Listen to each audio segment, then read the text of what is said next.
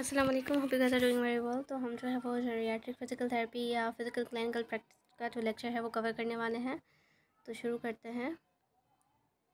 False की बात करें तो जेरियाट्रिक में सबसे ज़्यादा मेजर थ्रेट होता है फॉल्स। तो फॉल्स की प्रिवेंशन जो है वो ज़रूरी होती है, जो कि क्वालिटी ऑफ लाइफ पे इफ़ेक्ट कर रही होती है फॉल्स, और डिक्लाइन कर रही होती है सेल्फ केयर एबिलिटी में पार्टिसिपेशन होती है फिज़िकल या सोशल एक्टिविटीज़ में।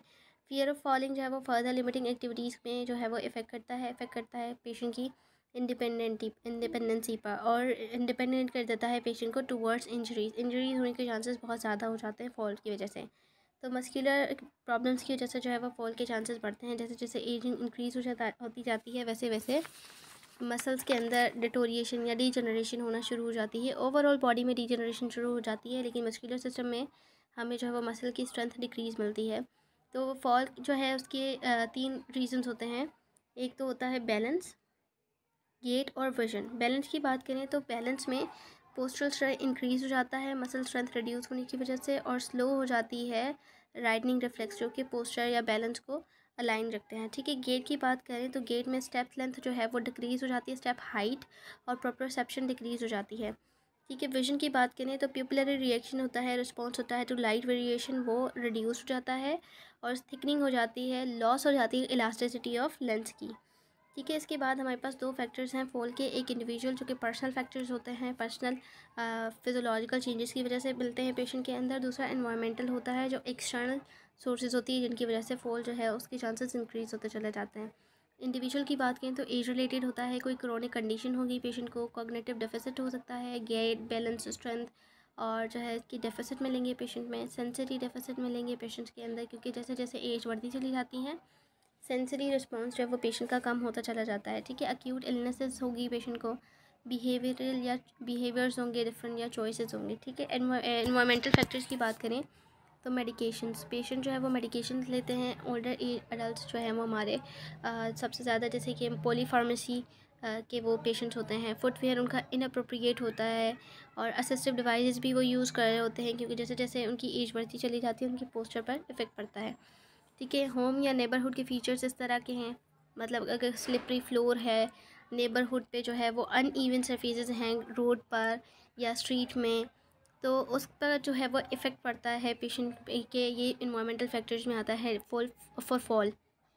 एल्कोहल या ड्रग कंजप्शन अगर कोई एल्डरली पेशेंट करता है उसके भी इफ़ेक्ट्स आते हैं, जिसकी वजह से डिजीनेस या वर्टाइगो पेशेंट को फील होता है, क्योंकि वो कॉन्शियस नहीं होता है, तो उसकी वजह से भी फॉल के चांसेस बढ़ जाते हैं। सपोर्ट्स फ्रॉम केयर गिवर्स की नीड होती है, या केयर गिवर्स की थोड़ी सी लापरवाही की वजह से भी जो है वो फॉल के चांसेस जो है वो पेशेंट में ज़्यादा मिलते हैं। ठीक है, की एलिमेंट्स हुए हैं फॉल पर। फॉल की एग्जामिनेशन में सबसे पहले एग्जामिनेशन होती है, एलिमेंट्स में आ जाते हैं गेट, सही, गेट एग्जामिनेशन होती है, विजन बैलेंस गेट आ जाता है, और हीयरिंग, क्योंकि विजन और हियरिंग सबसे पहले जो है ये 2 कंपोनेंट्स एल्डरली पेशेंट्स में डिटोरिएट होना शुरू हो जाते हैं, जिसकी वजह से जो है वो बैलेंस के अंदर सबसे ज़्यादा इफेक्ट पेशेंट की मिलता है। इसीलिए हम एग्जामिनेशन में उनका विजन, हियरिंग, गेट और बैलेंस जो है वो चेक करते हैं। ऑर्थोस्टैटिक वाइटल्स की बात करें तो ब्लड प्रेशर चेक करेंगे, डायबिटीज़ वगैरह चेक करेंगे। ऑर्थोस्टैटिक में ब्लड प्रेशर की बात करें तो जैसे जैसे पेशेंट पोजीशन चेंज करता है, जैसे खड़े होगा तो उसका ब्लड प्रेशर जो है वो ड्रॉप हो जाएगा, काफ़ी टाइम अगर लेटा हुआ तो उससे भी चेंज हो जाता है। ठीक है, distance visual acuity hand held card दे देंगे। Snellen eye chart usually use किया जाता है डिस्टेंस विजुअल एक्यूटी के लिए।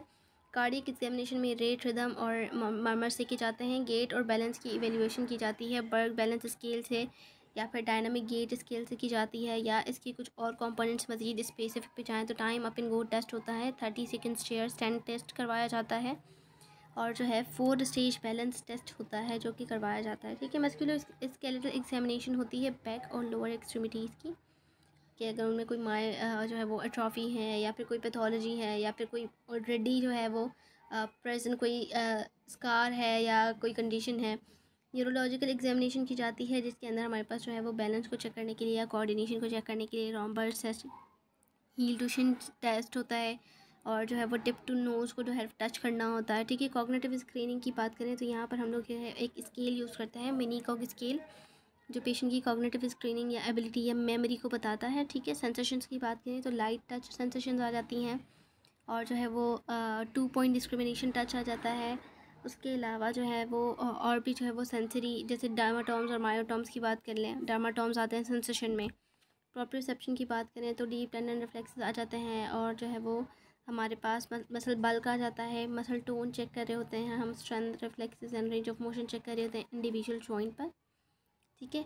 हायर न्यूरोलॉजिकल फंक्शंस जैसे कि जो कंट्रोल कर होते हैं, सेरिबेलर कंट्रोल करा होता है, मोटर कॉर्टेक्स या बेसल गैंग्लिया जो पार्ट होते हैं, इनमें अगर कोई प्रॉब्लम आ जाती है तो डिस्टियाडोकाइनेसिस की कंडीशन पेशेंट में देखने को मिलती है। टेस्ट की जो हमने स्पेशल बात की है गेट के लिए, बैलेंस के लिए, time up and go test होता है, 30 सेकेंड्स चेयर स्टैंड होता है, 4 स्टेज बैलेंस टेस्ट होता है।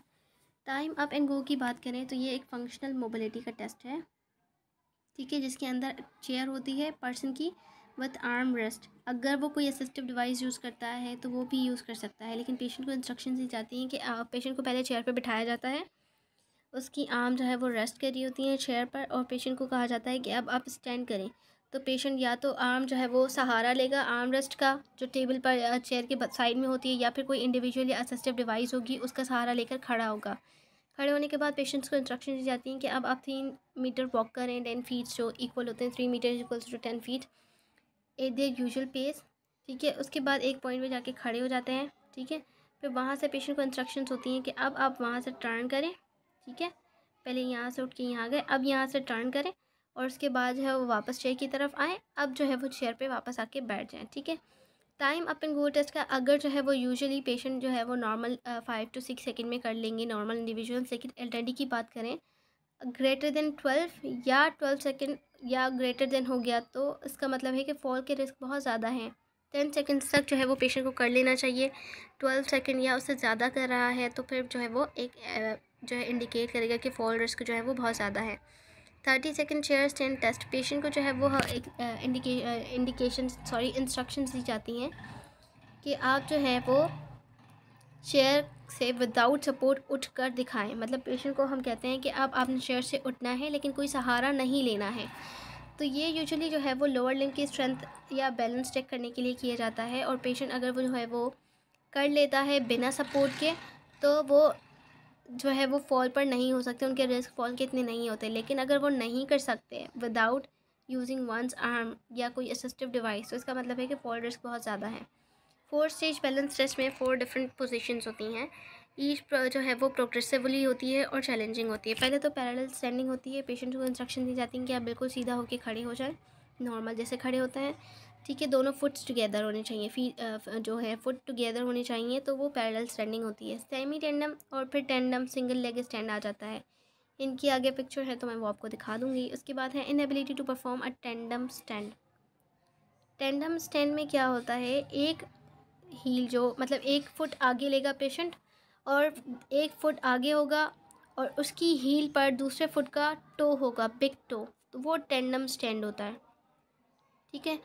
अगर तो वो पेशेंट नहीं कर सकता है फॉर 10 सेकेंड्स टेंडम स्टैंडिंग तो उसका मतलब है कि वो फॉल पे जो है उसके चांसेस बहुत ज़्यादा हैं। और 1 लेग स्टैंड में क्या होगा, 1 लेग स्टैंडिंग अगर पेशेंट अनअसिस्टेड बिना किसी सपोर्ट के 5 सेकेंड तक नहीं कर सकता है तो फिर भी उसके फॉल्स जो हैं वो बहुत ज़्यादा हैं गिरने के, और उसके बाद इंजरीज़ की तरफ वो ज़्यादा लीड करेगा। देन हमारे पास है फर्दर टेस्ट और इवैल्यूएशंस की बात करें तो हमारे पास कुछ और टेस्ट आ जाते हैं, जैसे डायनामिक गेट इंडेक्स, जिसमें हम पेशेंट का गेट चेक करते हैं, हेड टर्न्स, स्पीड चेंज करवा देंगे, पाइवेट टर्न्स, उसके अलावा stepping over and around obstacles, chair climbing करवाएंगे। Time up and go cognitive जो है वो होता है जिसमें डिवाइडेड अटेंशन होती है गेट के अंदर। बर्ग बैलेंस स्केल होता है जिसमें सिटिंग, स्टैंडिंग, ट्रांसफरिंग, रीचिंग और टर्निंग की एक्टिविटीज़ करवाई जाती हैं बैलेंस चेक करने के लिए। फंक्शनल रीच के लिए पोस्टरल स्टेबिलिटी, इसका पर्पस होता है कि पोस्टरल स्टेबिलिटी कितनी है। फंक्शनल रीच, कोई भी चीज़ हम पेशेंट को चेयर पर बिठा देंगे, कहेंगे कि आप ये नीचे से जो गिरी हुई चीज़ है उसको उठाकर दिखाएं, या पेशेंट खड़ा हुआ है तो हम उसे कहेंगे ये जो चीज़ है इसको उठाकर दिखाएं, तो फंक्शनल रीच है। 4 स्क्वायर स्टेप टेस्ट में क्या होता है कि एक स्क्वायर बना हुआ होता है, उसमें सेंटर में पेशेंट खड़ा होता है, ठीक है। तो पेशेंट को हम इंस्ट्रक्शन देते हैं कि एक स्टेप फॉरवर्ड ले, तो पेशेंट फॉरवर्ड जाएगा। फिर हम पेशेंट को इंस्ट्रक्शन देंगे कि वापस सेंटर पॉइंट पे आएँ, फिर हम उसको इंस्ट्रक्शन देंगे पीछे की तरफ जाएँ, एक स्टेप बैकवर्ड लें, फिर वो वापस सेंटर पे आएगा, फिर हम उसको कहेंगे राइट साइड जाए, फिर वो वापस आएगा सेंटर पे, फिर हम उसको इंस्ट्रक्शन देंगे कि अब आप जो है वो लेफ़्ट साइड जाए। तो ये 4 स्क्वायर स्टेप टेस्ट है। इसके बाद इसकी मैनेजमेंट है। मैनेजमेंट की बात करें तो हम जो है सेम ही पोजीशंस जो हमने करी थी, ये वाली टेंडम वाली पैरेलल स्टैंडिंग करवाएंगे सपोर्ट के साथ। अगर पेशेंट नहीं कर सकता है तो हम उसको सपोर्ट देंगे, उसको सपोर्ट के साथ खड़ा करेंगे, फिर प्रोग्रेसिवली आहिस्ता आहिस्ता आहिस्ता आहिस्ता सपोर्ट हटाते चले जाएंगे। सब पैरेलल के बाद फिर हम सेमी टेंडम स्टैंड पर आएंगे।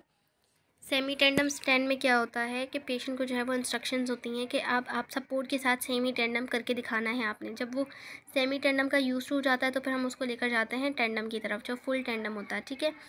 तो टेंडम में जब पेशेंट यूज हो जाता है तो फिर हम उसको जो है वो सिंगल लेग स्टैंड पहले सपोर्ट के साथ करवाएंगे। जब वो यूज हो जाएगा तो फिर हम जो है वो असिस्टेड या बिना सपोर्ट के जो है वो करवाएंगे। तो इसी तरह से हम इसकी मैनेजमेंट करते हैं। उसके अलावा इंडिविजुअल स्ट्रेंथनिंग प्रोग्राम्स होते हैं, वो करवाए जाते हैं। इलेक्ट्रिकल स्टिमुलेशंस भी यूज़ की जाती हैं और डिफरेंट तरह की थेरेपीज़ भी दी जाती हैं, जैसे हाइड्रोथेरेपी भी कह सकते हैं हम, वो दी जाती हैं। रेजिस्टेंट एक्सरसाइजेज भी करवाई जाती हैं। सही। तो ये इसका जो है वो मैनेजमेंट प्रोटोकॉल है फॉर फॉल्स। तो ये हमारे पास नॉर्मल स्टैंडिंग होती है, ठीक है। नॉर्मल स्टैंडिंग, ये पैरेलल स्टैंडिंग होती है फीट टुगेदर। ये होता है सेमी टेंडम, सही। और ये होता है टेंडम, एक फुट का हील होता है, दूसरे फुट का टोस को टच कर रहा होता है।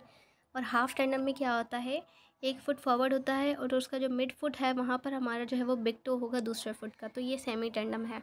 और ये वन लेग स्टैंड के लिए हम करवाते हैं, ये पहले राइट फुट पर फिर लेफ़्ट फुट पर, ठीक है।